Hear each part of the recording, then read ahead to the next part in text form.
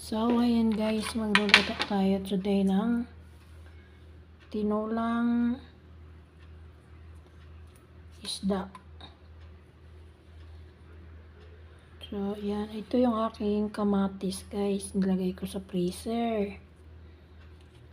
So, babalatan ko na. Tanggalin natin yung balat. Para hindi siya masira kasi mahal ang kamatis. So, itong balat, ayun na yan. Huwag na yan. Okay. Ganyan ang style dito kasi mahal ang kamatis. So, tanggalin natin to. Slice natin. Lagyan natin sa kaldero. Hindi kami nakalis ni Lola dahil maulan. Kaya ang luto ako today. Kasi kung doon kami, hindi ako magluluto. Si Lola doon kasi kumakain sa therapy. Ngayon, magluluto ako kasi hindi kami makakaalis. So, i-put here yung kamatis. Tapos, lagyan natin ng tubig. Dito tayo kukuha ng tubig sa filter.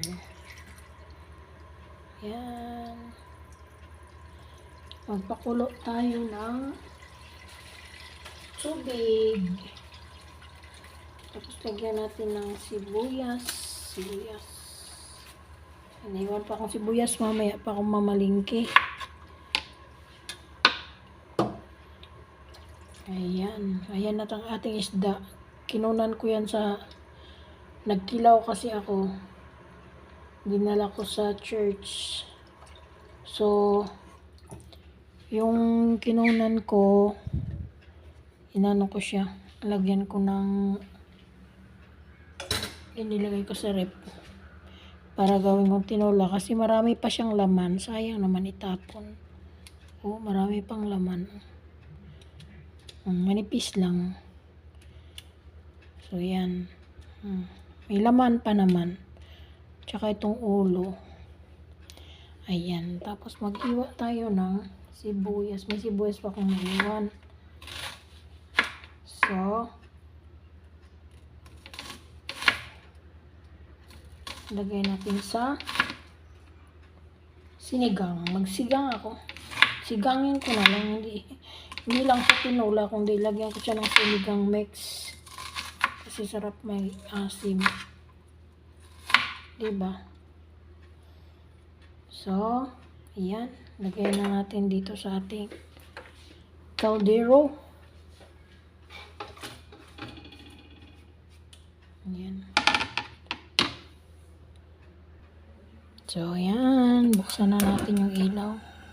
Mabilis lang naman magluto ng tinola. Kaya, pag nagkulo na yan, lagay mo na yung isda. Tapos, repolyo. Repolyo lang ilagay ko, tsaka sibuyas dahon. Tapos, lagyan ng sinigang mix. So, diba? At syempre, hindi tayo isang ulam lang. Meron din akong lulutuin na pusit. Ayan. Laki ng pusit ko, guys. Apat na piraso. Gisa-gisa ko to. Kasi gisa-gisa sa bawang lang yan. Diyan ka lang sa tabi-tabi. Kasi muna ako ng repolyo. Kuha na ako ng repolyo. Ihalo natin sa ating isda. Naisipan ko magsabaw kasi si Lola mas gusto niya yung sabaw. Mahilig si Lola sa sabaw. Kaya luto ko ng sabaw. Tcharan!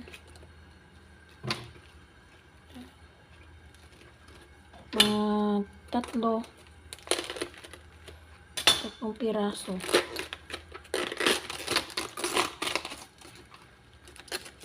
Tatlong piraso lang. Tama na yan. Tama na yan siguro. Diba? Or 4. Kasi mahilig si Luna sa gulay. Yan, tama na yan. Para kain ka ng more gulay. Kaso lang, aking gulay, yan na lang ang nabili.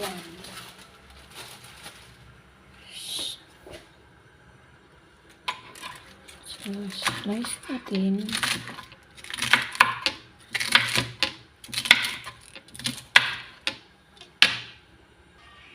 So, ayan. Lagayan na natin itong ating repolyo na slice. Dito. Kasi ibabad natin siya sa tubig mamaya. Ayan.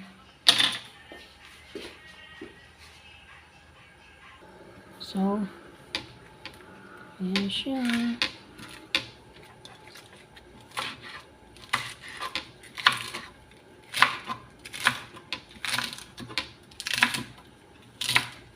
Dito na lang natin kasi si Lola maarte pag magain ng repolyo.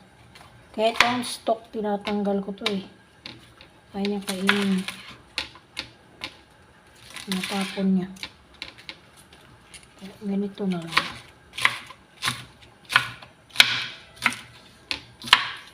Diba? Yan. Mabilis lang yan, guys.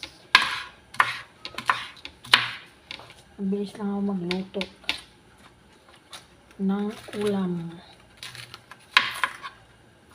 Tapos yung kamatis natin kasi ano na yun eh. Nalagay sa ice. Mabilis na lang siya. So, tapos gitnain. Okay na. Tapos ang ating isda, lagyan natin ng asin. Hindi ko pala nalagyan ng asin. Ayan. Hindi ko pa nabaliktad.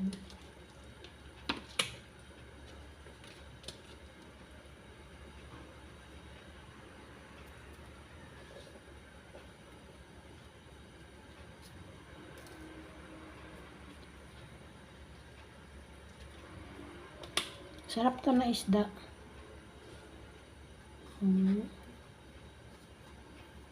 Dorado.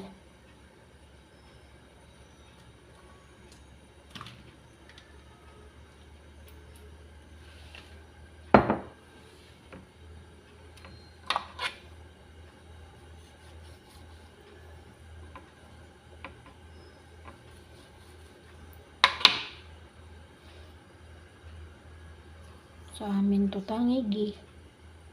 Tangigi. Tawag. Maliliit. Ayan. So, easy lang, diba? So, ayan. Putulin natin tong ano kasi malaki siya ba?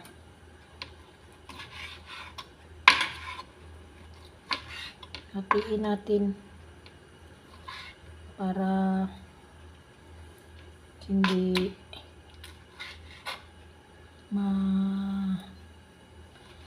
ano ba? Matigas. Hindi naman to matigas, malambot naman to na pusit. So, hatiin lang natin para mas mabilis maluto. Yan. Namiss ko na kumain ng pusit. Adobo naman natin to. Lagyan lang natin ng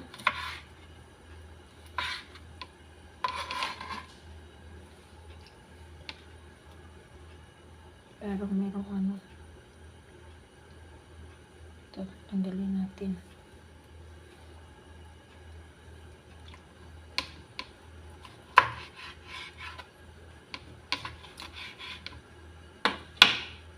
Diyan. Kasi malambot lang to. Kakait sa lola nito.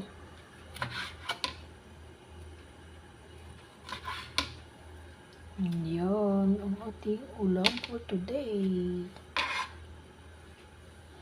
Yan. So, ayan. Nagkulo na yung ating tubig. Lagyan na natin yung isda. So, guys. Lagay na natin ang isda natin para maluto. Yan.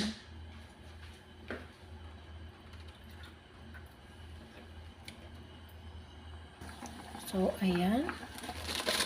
Kulong-kulo na. Lagyan na rin natin yung ating repolyo. Yan.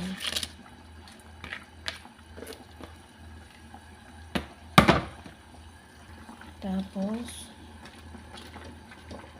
give natin ng 3 minutes. Maluto na yung ating gulay. So, ito na. Lagyan na natin ng sinigang mix.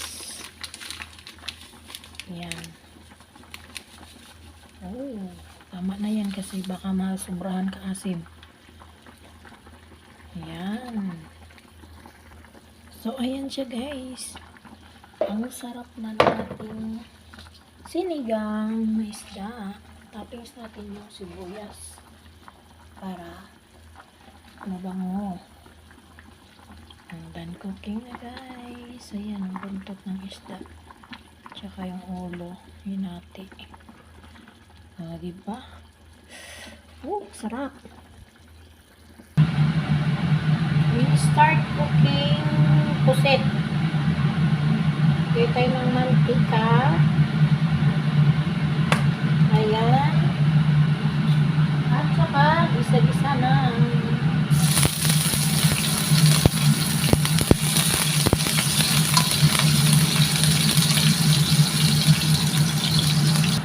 Ayan, sibuyas.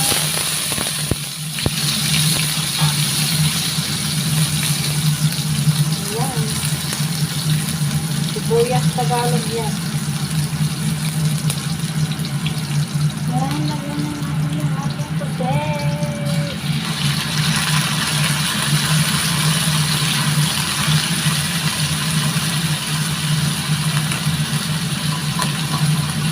Lagyan natin na durog.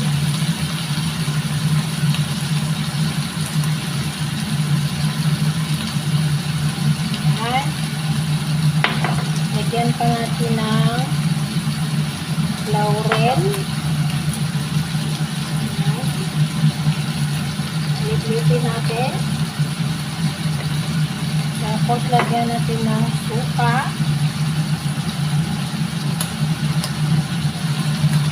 Ayan. Tapos lagyan natin ng seasoning. Ayan. Tapos lagyan natin ng asin. Ayan, asin. Pang-agaw yan na ngayon. Lagyan natin ng asukal. Ayan. O, tapos minitos-nitos na natin.